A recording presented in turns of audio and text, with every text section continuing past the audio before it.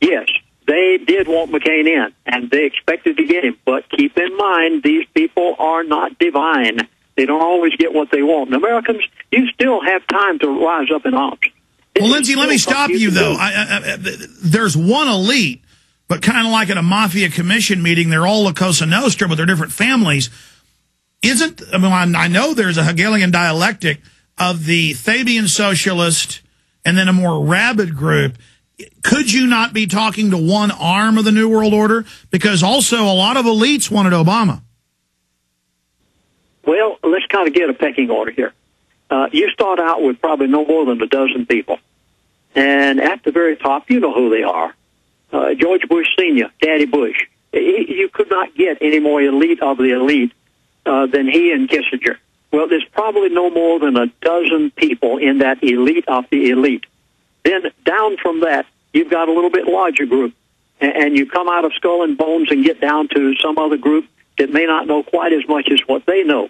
Now, the gentleman that I know, he's not too far down the line. I wouldn't say that he's up there with where Kissinger and Bush Sr. are. He's in the second tier. He probably is, if I could guess, because he knows what goes on in the meetings. He knows the meetings like you attended and viewed them from the outside. He knows what goes on in those sort of meetings. So, yeah, he's pretty close down the line. Now, these people expected McCain to get in. They wanted McCain in. They financed McCain's program. And now that they got Obama, Obama's got trouble. I mean, oh, my goodness. He made it known to me that if Obama doesn't straighten out, and I'm not going to use the word over the air. I can't. They even told me in the studio this past week, studio owner said, don't you dare say that here. He said, take that off the record. I'll just put it this way. If Obama doesn't straighten out and quit this haughty pride, arrogant, and not listening to them and doing things the way that he wants them done, he's in big trouble. Wait a minute. You're saying from your source that at least one big strata of the elite will just say it. They're saying that he's saying the elite may do a JFK on Obama? You said it. I didn't. I'm just reporting here. You're saying you have an inside source, and that he's not saying he's going to do it. He's 80, almost 90. Won't say his age, and he's just hearing that. Well, go ahead. Well, they aren't satisfied with this man. This man is jumping out and doing things without their permission, and he is in some real hot water if he keeps up the way he's going. In fact, it wouldn't surprise me anything. Now, in my DVD, I beg people. I say, don't you touch this man. None of you bunch of radicals out there, and I know there's some real hotheads listening to the program today. Don't you dare go out there and do anything to this man. He is going to defeat himself in the very near future, and don't you dare go out there and touch him, because if you do, you'll make a hero out of it. But see, the elite love him from what I've seen and have built him up and given him Nobel Prizes. That's the elite of the elite. And the only way to make him a winner is to try something or hurt him that will then elevate him. Well, they buy him by giving him a Nobel Peace Prize. They limit what he's able to do in certain areas by tying his hands. And so they're trying their best to tie him down so that they can get out of him what they want out of him. But this man is so unpredictable until even these people are having trouble with him. And it was indicated to me, this guy better be very careful what he's doing. I mean, it's startling. It's dangerous. Now, let me get into the next subject. We'll touch on that maybe a little bit more, but you're right. Everything you just said, all of the in-between-the-lines folks, you just read what Alex just said, because that's exactly the way it is. Now, let's get down to the elite, and two statements here. First of all, the elite have a God. Remember when George Bush, our previous president, to Mr. Obama, he used to use the expression all the time, God bless you. Well, fine. But most pastors fell for that line and thought that he was talking about their God. But no, quite to the contrary. The true and living God of the Bible is one God. The Bible talks about a second God. Stay there. Stay there. We may have to go into overdrive. He's back live with us tomorrow. He's Lindsey Williams. Stay with us. It's world government, scientific dictatorship run by vicious Luciferian control freaks. Even if you don't believe in God, the devil, and the seven seas, you need to know the elite do believe in it. Pastor Lindsey Williams wrote a book 25 plus years ago about all the oil reserves in Alaska. It's confirmed he worked there with these people. He was a chaplain to these big board meetings between three big oil companies. He did get to know these people. Over a year and a half ago, he broke on this show that oil would go from 150 a barrel to below 50. It did that. He said for 1 year, it did it for about 11 months before it went back above. So he was right. Lindsey, you talked to this elitist, this former oil company CEO who you're friends with. You first talked to him a couple years ago when he threatened you and said the elite's going to take you out if you don't shut up. These old guys love to do that, love to threaten people, and they mean it.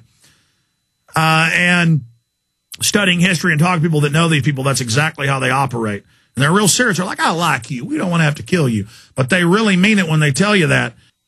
Believe me, you're exactly right. Whenever they say it, they mean it. And you don't take it for granted. And Alex, I have not done a single radio talk show for 3 months. No one has heard this material before. Only a few days ago, I hope you're hearing this, folks. Only a few days ago, not 2 years ago, few days ago, I dared to pick up the telephone and call this man. Alex, producer, said to me back about 2 months ago, he said, have you talked with this man yet? And he said, please, Alex, on the last show, I think you said, please give this man a call. I'd like to know what he says sometime. I didn't want to know what he had to say.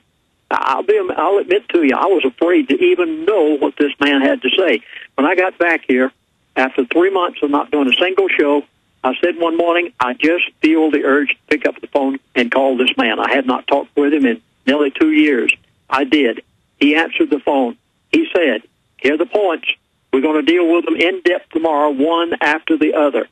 Number one, within 2 years, you will not recognize America. Oh, folks, I wish to goodness somehow you could realize that unless you take action immediately, I mean, I don't know what you're going to do, but whatever it takes, immediately, or your children and grandchildren will forever be slaves to the elite. The second point, the elite have altered their timeline. Now, this is unusual. They don't oftentimes do this. And I'll tell you on the show tomorrow how they have altered that timeline. They've altered it somewhat in relation to inflation. They've altered it slightly concerning the time that they have set for the total, utter, complete annihilation and collapse of the American dollar. And I'll tell you why they have done that and go into that in depth on tomorrow. I didn't even touch today on Saudi Arabia and OPEC and the Arabs and how it's affecting them because of what they're doing with oil right now.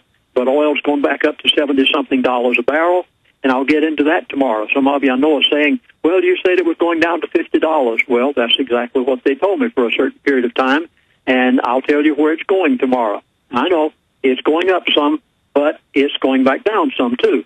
Next, he said inflation will escalate over a period of 2 years. He says now because the American people gave the elite approximately $2.5 trillion, Bloomberg's news service said. Oh, my goodness, I hope you caught that. $2.5 trillion, I didn't say billion, $trillion within the 2 months of the end of a Bush administration. You literally handed them on a silver platter approximately $2.5 trillion, and as a result, out of appreciation, I don't know how to say it any otherwise. You know, this is so startling, but yet it's also comical in so many ways.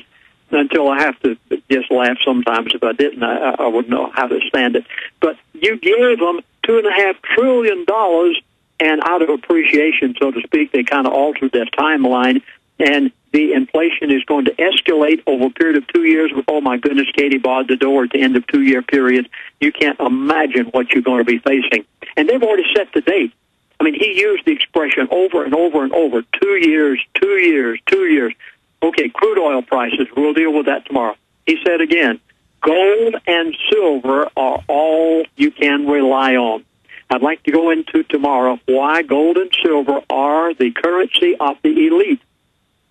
Your and my currency, well, not mine anymore if I can help it, is the Federal Reserve note. It's a joke, utterly a joke. He gave me a schedule of events in chronological order of what you can expect, and who would you think, and I'll answer it on tomorrow, don't answer me now because it might not be right, who will be the last group of people to be touched in the order chronologically of their total control factor? You are going to be amazed how this relates